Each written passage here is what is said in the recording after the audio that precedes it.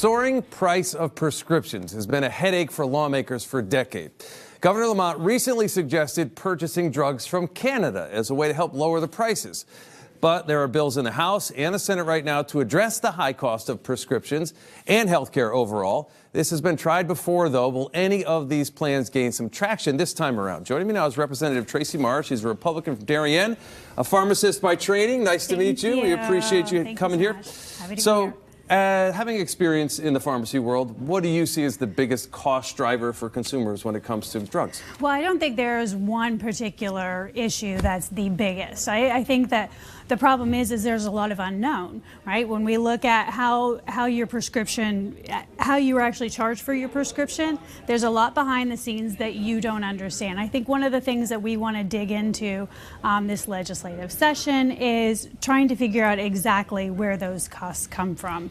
And some people believe pharmacy benefit managers, there's the middleman that works for the insurance company, lists the drugs. How do they add to the cost? And I know there's something on the table in the State House to try to deal with this. Yeah.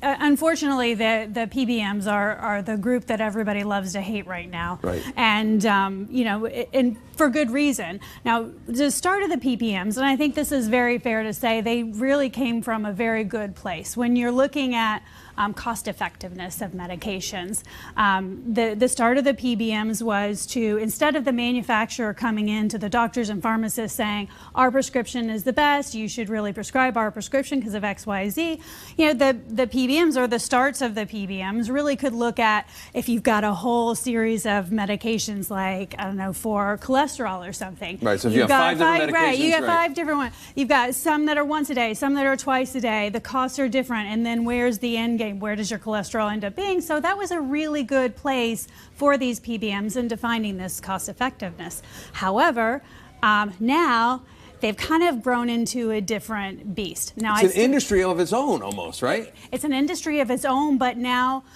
considering we need to talk about the vertical integration of the PBMs, and I think that's one of the big issues that we have now. So when you say vertical, see, correct me if I'm wrong. So CVS owns Aetna.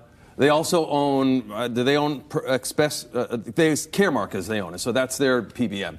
They own all three facets of getting a drug to your house.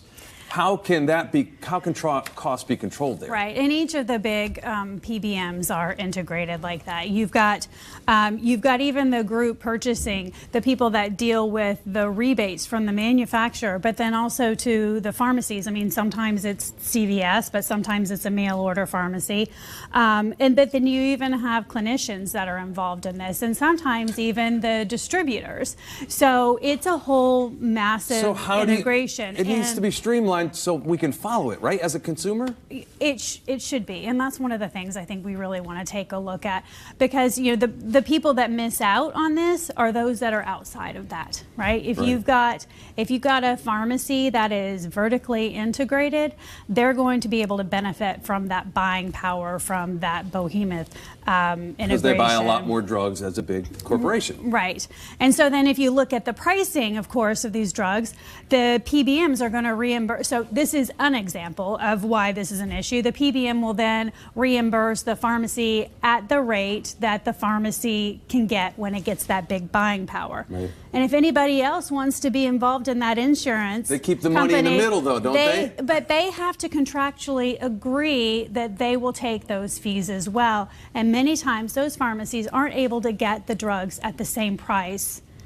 And so they're working at a loss. They're not even getting the money back that they even paid for the drug. So eventually it might actually cut out pharmacies along the way. And we know pharmacies are really the first line of healthcare. You need to talk to somebody, say, is this drug going to interact with my other drug that I'm taking? Having a pharmacist there to talk to helps. Or even if you just have a cold or anything, you sometimes it's the pharmacist that you go to first, and we're going to eventually be cutting them out of the equation, which is bad for healthcare. So what are we looking at the state capitol now to try to address some of these needs? Right. So I think the first of all, when we put in bills, I mean, we know we're going to get something wrong. It's not going to be perfect. Right.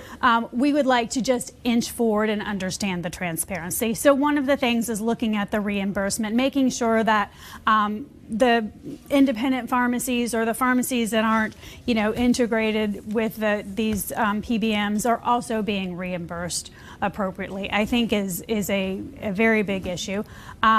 We did add in the governor's idea of importing from Canada in as well. I think that's a great idea. We talked about it.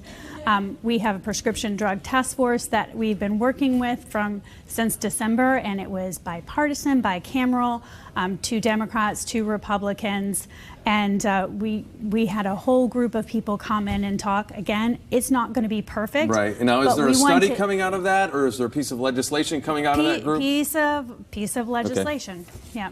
So I have to leave it right there, Representative. I could talk about this all day. I have so many more questions. Hopefully, we can have you back.